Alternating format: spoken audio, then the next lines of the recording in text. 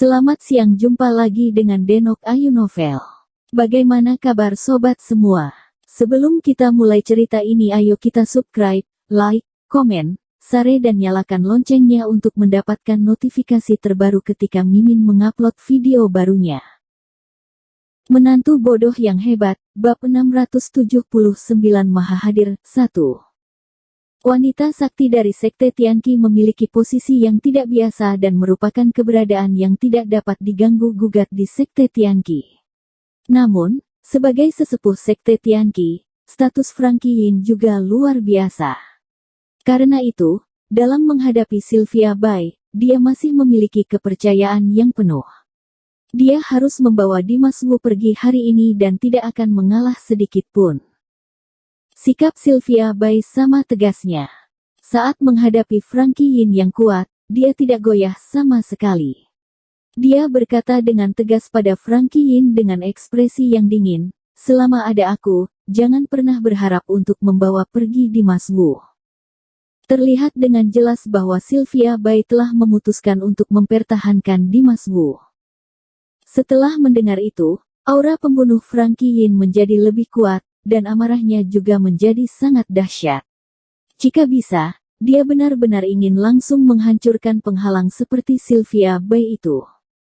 Namun, Sylvia Bai adalah wanita sakti yang tidak boleh disinggung, dan ketua pun sangat mementingkan dirinya. Franky Yin tidak berani gegabah untuk melakukan serangan terhadap Sylvia Bai. Dia hanya bisa menahan niat membunuhnya yang dahsyat itu, dan berkata dengan benci pada Sylvia Bai, "Sylvia Bai, kamu tahu Dimas Wu telah membunuh 2 pengurus Sekte Tianqi kita, dan juga membunuh Thomas Zhu beserta 12 utusannya. Dia telah melakukan kejahatan yang sangat besar, kenapa kamu masih berani melindunginya?" Sylvia Bai berkata dengan acuh tak acuh, "Tenang saja, aku akan memberitahu ketua tentang masalah Dimas Wu, dan ketua akan memutuskan bagaimana cara untuk menangani Dimas Wu. Aku harap sesepuh Yin tidak akan membalas dendam secara pribadi." Setelah mendengar itu, wajah Franky Yin menjadi tidak enak dipandang. Jika masalah Dimas Wu benar-benar diserahkan kepada ketua, maka Franky Yin tidak bisa mengambil nyawa Dimas Wu sesuka hatinya. Kali ini, Franky Yin sengaja datang ke kediaman Bai Yu untuk membunuh Dimas Wu dan membalaskan dendam murid kesayangannya. Tentu saja, dia tidak ingin Sylvia Bai mencari ketua, dan dia juga tidak ingin memberikan Dimas Wu kesempatan apapun. "Sylvia Bai, tidak bisakah kamu memberiku muka dan membiarkanku membawa Dimas Wu pergi?" kata Franky Yin sambil menahan amarahnya yang akan meledak. Dia memperhalus nada bicaranya dan dengan sikap yang baik meminta Sylvia Bai untuk menyerahkan Dimas Wu kepadanya. Sylvia Bai menggelengkan kepalanya dan berkata dengan tegas, "Tidak bisa." Franky Yin bahkan telah merendahkan dirinya, tetapi Sylvia Bai masih tetap menolak. Saat ini, Franky Yin tidak bisa lagi mengendalikan amarahnya yang meledak-ledak dan langsung berteriak, "Karena kamu tidak memberiku muka, maka aku juga tidak perlu memberimu muka." Setelah mengatakan itu, Franky Yin langsung mengabaikan Sylvia Bai dan langsung berjalan ke arah kamar. "Kamu tidak bisa masuk," kata pria bergigi tajam. Pria bergigi tajam itu yang berdiri di belakang Sylvia Bai tiba-tiba mengulurkan tangannya untuk menghentikan Franky Yin.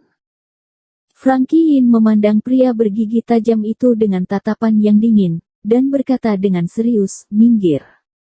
Pria bergigi tajam itu tidak bergerak. Franky Yin memperkuat nada bicaranya dan berkata dengan bengis, "Aku katakan sekali lagi, minggir."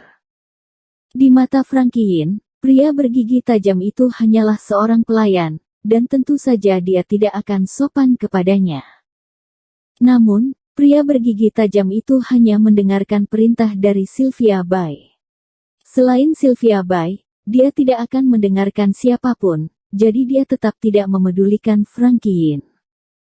Franky Yin yang memiliki temperamen jelek itu sama sekali tidak bisa menahannya. Tatapannya tiba-tiba menjadi dingin, dan dia berteriak dengan galak, "Cari mati." Setelah mengatakan itu, Franky Yin langsung melancarkan serangan telapak tangannya yang kuat ke pria bergigi tajam itu tanpa sungkan. Begitu serangan telapak tangan dilancarkan, energi sejati yang melonjak seperti tsunami dahsyat pun dilepaskan dan menyapu ke arah pria bergigi tajam itu. Auranya tak terhentikan, dan kekuatannya pun tak tertandingi. Untuk menunjukkan kekuatannya dan membuat lawannya takut, serangan telapak tangan Frankie Yin sangat ganas dan brutal, dan bahkan mengandung niat membunuh yang kuat.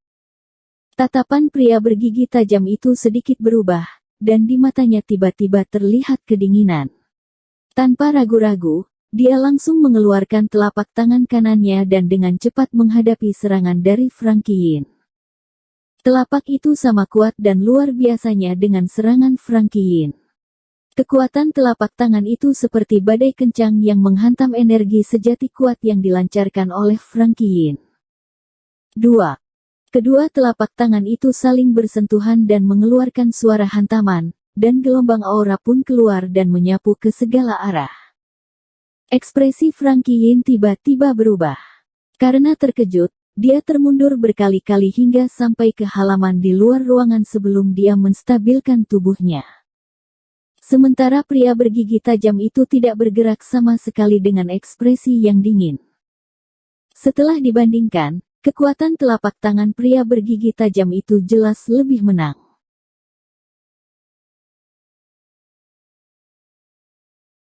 Menantu bodoh yang hebat, bab 680 Maha Hadir, 2.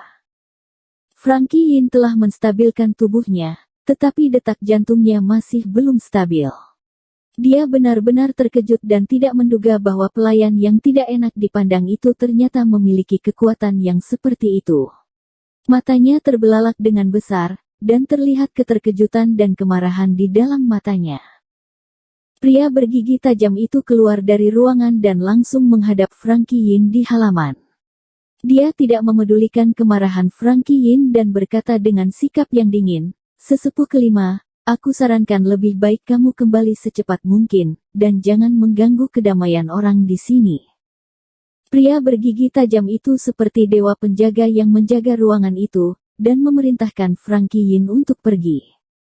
Frankie Yin memandang pria bergigi tajam itu dengan ekspresi yang bengis dan tatapan yang tidak senang, lalu dia pun berkata dengan sinis, "Karena aku sudah datang hari ini, aku tidak mungkin pulang dengan tangan kosong, bahkan kamu pun tidak dapat menghalangiku." Setelah mengatakan itu, mata Frankie Yin tiba-tiba menjadi merah, dan aura jahat di seluruh tubuhnya pun meledak-ledak. Matanya seperti terbakar oleh amarah dan juga aura iblis, dan tubuhnya tampak diselimuti dengan cahaya merah yang aneh. Aura jahatnya sangat menakutkan dan juga sangat kuat. Halaman yang besar itu telah terguncang oleh aura jahatnya, dan menyebabkan angin kencang, tanah bergetar, pohon-pohon bergoyang, dan bahkan awan di langit pun tampak melonjak dengan cepat. Setelah melihat itu, tatapan pria bergigi tajam itu tiba-tiba menjadi dingin. Dia mengangkat kaki kanannya dan menginjak tanah secara tiba-tiba. Boom! Begitu kakinya menginjak tanah, dunia pun berubah warna. Halaman yang tadinya bergetar seperti ditambatkan dengan kuat oleh jarum dewa laut, dan langsung kembali tenang. Ekspresi Frankie Yin berubah sekali lagi, dan ekspresi terkejut melintas di matanya yang merah. Ketangguhan pria bergigi tajam itu sekali lagi telah melampaui perkiraannya. Frankie Yin biasanya tidak banyak berhubungan dengan Sylvia Bai, si wanita sakti. Di dalam sekte Tianqi, mereka biasanya bekerja sendiri-sendiri dan tidak saling mengganggu. Namun bagaimanapun juga, Frankie Yin tidak asing dengan Sylvia Bai. Dia tahu Sylvia Bai mampu duduk dengan kukuh di posisi wanita sakti karena kekuatannya luar biasa, tetapi dia tidak menyangka bahwa salah satu penjaga Sylvia Bai akan memiliki kekuatan seperti itu. Pria bergigi tajam itu jelas sudah berada di tingkat transformasi dewa. Menurut dugaan Frankie Yin, pria bergigi tajam itu setidaknya telah berada di tingkat pertama dari tingkat transformasi dewa, dan bahkan mungkin bisa memasuki tingkat kedua dari transformasi dewa kapan saja. Karena telah mengetahui kekuatan pria bergigi tajam itu, Frankie Yin spontan tidak lagi menganggapnya dengan enteng. Dia tiba-tiba mengeratkan tinjunya, aura seluruh tubuhnya meledak keluar, dan aura jahat pun sekali lagi menguat. Ketika auranya mencapai puncak, dia tiba-tiba melancarkan tinjunya, dan menyerang pria bergigi tajam itu dengan ganas. Jika sesepuh kelima begitu keras kepala, maka jangan salahkan aku yang sebagai pelayan ini tidak berbelas kasihan. Teriak pria bergigi tajam itu. Pria bergigi tajam itu berteriak, dan pada saat yang sama, dia mengepalkan tangan kanannya dan melancarkan serangan tinjunya. 2. Tinju keduanya saling menghantam satu sama lain, dan meledakkan kekuatan yang menakjubkan. Seluruh halaman yang besar itu dipenuhi dengan gelombang aura yang dahsyat, angin bergemerisik, udara bergetar, dan aura mereka pun melonjak. Dampak dari gelombang yang besar itu membuat Frankie Yin dan pria bergigi tajam mundur beberapa langkah, tetapi keduanya tidak berhenti begitu saja. Setelah langkah mereka stabil, mereka langsung menyerang ke arah satu sama lain. Dalam sekejap, keduanya melakukan pertarungan jarak dekat. Aura mereka berdua sama-sama ganas dan kekuatan mereka sangat dahsyat. Frankie Yin bahkan lebih liar. Serangannya yang tidak ada habisnya dan sangat hebat itu terus-menerus menyerang ke arah pria bergigi tajam. Pria bergigi tajam itu menghadapinya dengan hati-hati dan melakukan serangan balik dengan kuat. Tentu saja, dia tidak bisa melawan Frankie Yin dengan santai seperti dia melawan Dimas Wu, dan tidak ada senyum sama sekali di wajahnya. Setiap gerakan dan jurusnya mengeluarkan kekuatan yang dapat menghancurkan langit, dan dia memang sama sekali tidak berbelas kasihan. Sejak awal, pertarungan antara keduanya sangat intens dan langsung menuju klimaks. Seiring berjalannya waktu, intensitas pertarungan itu meningkat tanpa berhenti. Namun, selama pertarungan yang sengit itu, Frankie Yin sama sekali tidak mendapatkan keunggulan, dan semakin dia bertarung, dia semakin merasa kesulitan. Bagaimana bisa dia menahannya? Tiba-tiba, aura Frankie Yin meledak keluar, dan seluruh tubuhnya tiba-tiba melesat ke atas langit seperti roket. Ketika sampai di atas, dia tiba-tiba berteriak, "Shrouding Heaven's Palm." Teriakan itu seperti guntur di malam hari yang mengguncang seluruh dunia. Begitu selesai mengatakan itu, Frankie Yin langsung menukik turun dari udara. Pada saat yang sama, dia mengeluarkan kedua telapak tangannya, dan langsung menyerang ke arah pria bergigi tajam yang berada di tanah.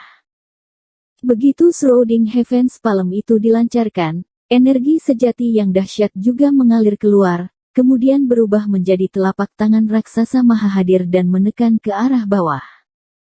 Telapak tangan raksasa itu sangat besar, agung, dan kuat, dan aura penghancur yang terkandung di dalamnya bahkan lebih kuat untuk menghancurkan segala sesuatu. Terlihat dengan jelas bahwa Frankie Yin tidak ingin berurusan dengan pria bergigi tajam itu lagi. Dia ingin menggunakan jurus Shrouding Heaven's Palm dan langsung membunuh pria bergigi tajam itu. Bersambung. Terima kasih kepada kalian yang telah menonton video ini. Jangan lupa tekan tombol subscribe-nya dan nyalakan notifikasinya untuk mendapatkan video-video seru lainnya dari Denok Ayu Novel.